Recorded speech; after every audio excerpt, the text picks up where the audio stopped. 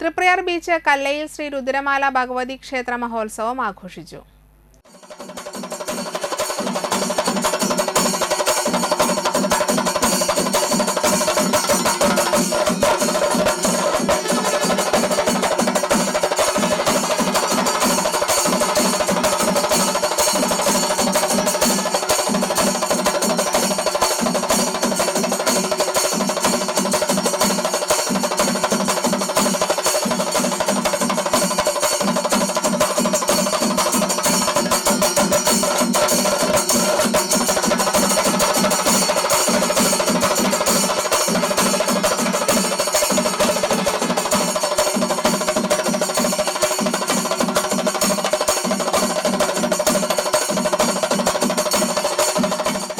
രാവിലെ മഹാഗണപതി ഹവനം, നിർമ്മാല്യ ദർശനം, ഉഷപൂജ, കലശപൂജ, കലശാഭിഷേകം, പന്തീരടി പൂജ, കാഴ്ചശീവേലി, ഉച്ചയ്ക്ക് പ്രസാദവൂട്ട്.